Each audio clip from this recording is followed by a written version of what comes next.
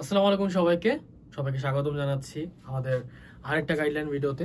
আজকের ভিডিওতে বেসিক্যালি আমি তোমাদের বলবো ইস্ট ওয়েস্টের ব্যাপারে কিভাবে পড়াশোনা করতে হয়, মানে how to study for east West university. আগে তোমার সাবজেক্টের ব্যাপারে জানতে হবে যে ইস্ট ওয়েস্ট আসলে পরীক্ষা নেয় কিসের উপরে। জেনারেল ম্যাথ, হায়ার ম্যাথ, এর সাথে আরো থাকবে আমাদের ফিজিক্স, কেমিস্ট্রি,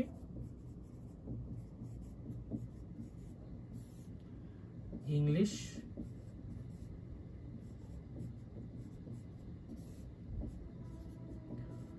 বায়োলজি, আর কিছু কি বাদ দিছি? ফিজিক্স 1 2 3 4 5 6, 1 2 3 4 5 6, হ্যাঁ ঠিক আছে, ওকে।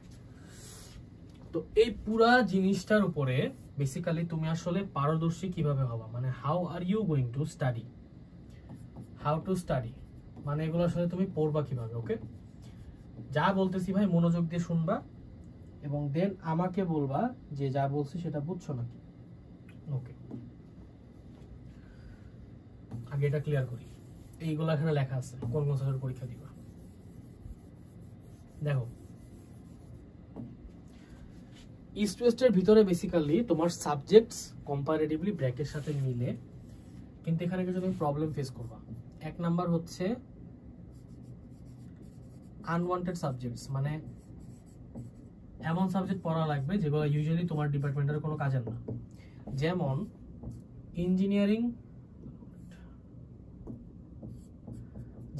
ইঞ্জিনিয়ারিং ডিপার্টমেন্টের স্টুডেন্টসদেরও কেমিস্ট্রি পড়া লাগে, আর বায়োলজি ডিপার্টমেন্টের স্টুডেন্টসদেরও ফিজিক্স পড়া লাগে। একটা আনওয়ান্টেড থিং যেটা স্ট্রেস করে রাখছে। তো এমনিতেই তোমার এই জিনিসগুলো হচ্ছে তোমার টার্গেটেড প্লেস, এগুলো তোমার টার্গেট রাখতে হবে যে এখানে আমার একটু বেশি এফোর্ট দিতে হবে, কারণ এগুলা আমি মিস করতে চাবো, মানে আমার বাই ডিফল্ট আমার ব্রেইন চাবে এগুলো না পড়তে। সো এগুলাতে তোমার একটু অ্যাটলিস্ট টাইম ভাগ করে নিতে হবে যে এগুলোর প্রতি আমার এই টাইমটা দিতেই হবে মাস্ট। বাকিগুলো অটোমেশনে ফালায় পড়তে পারবা, কিন্তু এগুলো তোমার ব্রেইন পড়তে চাবে না। এই জিনিসটা মাথায় রাখতে হবে। এখন আসি অ্যাকচুয়াল কিভাবে পড়তে হয়। একটা যে কোনো ধরো ইউনিভার্সিটির, যেহেতু এখানে অনেকগুলো সাবজেক্ট, আমি একটা সাবজেক্টকে যদি এক্স ধরে নেই, এই এক্স এর সিলেবাস আমার আগে বুঝতে হবে। এই সিলেবাস বুঝে পরে এই সিলেবাসটা আমার ফিনিশ করতে হবে। ফিনিশ করার পরে আমার নিজেকে একটু টেস্ট করতে হবে যে আমি কি আসলে পড়ছি নাকি কিছু না। তো এই টেস্টটা শেষ করার পরে আমার আবার প্র্যাকটিসে ব্যাক আসতে হবে। ওকে, তাইলে কি হলো, এক্স এর সিলেবাস শেষ করব, ফিনিশ করব, টেস্ট করব, প্র্যাকটিস করব, লাস্টে নাল, মানে কিছুই করব না। এখন হচ্ছে আমার, এখন আর রেখে দেন ভাই, আমি আসতেছি, ওখানে আসতেছি। এখন হচ্ছে বেসিক্যালি আমার নাল, এখন আমার কিছু করা লাগবে না, ঠিক আছে। এখন আমি জাস্ট বসে থাকবো আর কি।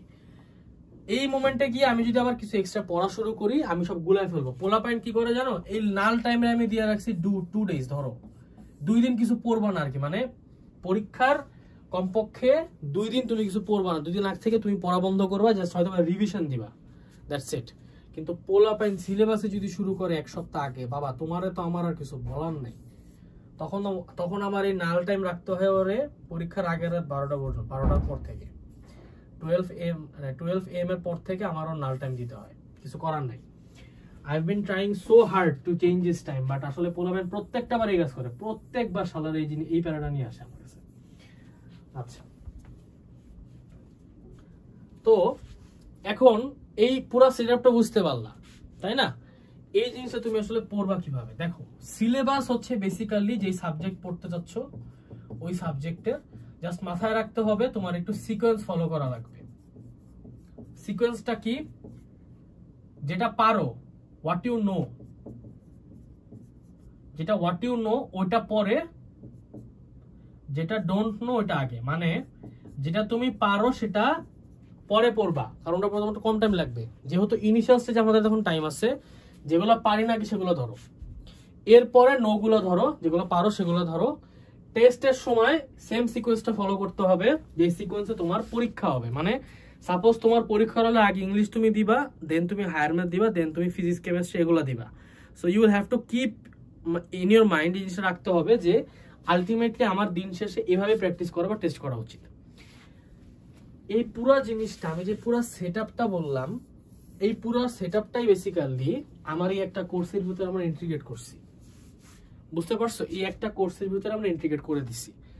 তোমার সিলেবাসের যা আছে, ইনফ্যাক্ট ইংলিশের জন্য তো ক্লাসেস আছেই, সাথে আবার এসে রাইটিং এর জন্য 3টা এক্সট্রা ক্লাস দিয়ে রাখছি, আর্কিটেকচারের স্টুডেন্টদের জন্য 5টা আর্কিটেকচার ক্লাস দিয়ে রাখছি। সবগুলা এমন এমন টিচার্সরা নিছে যারা ইস্ট ওয়েস্টের নারী নক্ষত্র সব চিনে। বুঝতে পারছো? তো এই হচ্ছে মোটামুটি সামারি আর কি। হ্যাঁ, ইস্ট ওয়েস্টের জন্য প্রিপারেশন নিতে গেলে তোমার মাথায় রাখতে হবে 3-4টা জিনিস, যেগুলো আমি তোমাকে এখানে অলরেডি বুঝাই বলছি। বাট আমি যদি তোমাকে সামারিটা নিই, এক কথা বলা যায় যে 1 নাম্বার তুমি মাথায় রাখবে যে তোমার সিলেবাস শেষ করার পুরো প্রসিজারটা কি, এবং দিন শেষে আগের পৃষ্ঠা দিছে না, এবং দিন শেষে টেস্ট প্র্যাকটিস এই জিনিসগুলোর উপর ফোকাস রাখতে হবে ভাই। প্লিজ এগুলা মিস করো না, জাস্ট পড়ে গিয়ে পরীক্ষা দিলে চান্স পাবা না। হ্যাঁ, স্কলারশিপ তো অনেকেরই ড্রিম, ইস্ট কিন্তু ম্যাসিভ লেভেলের স্কলারশিপ দেয়। সো তোমাদের জন্য কিন্তু এই জিনিসগুলো একটু মাথায় রাখতে হবে। ওকে, থ্যাংক ইউ সো মাচ। ইনশাআল্লাহ সবার সাথে দেখা হবে নেক্সট কোনো ভিডিওতে। কোনো কোয়েশ্চেন বা কোনো সাজেশন ভিডিও থাকলে অবভিয়াসলি কমেন্ট সেকশনে জানাই দাও। টিল দেন, আসসালামু আলাইকুম।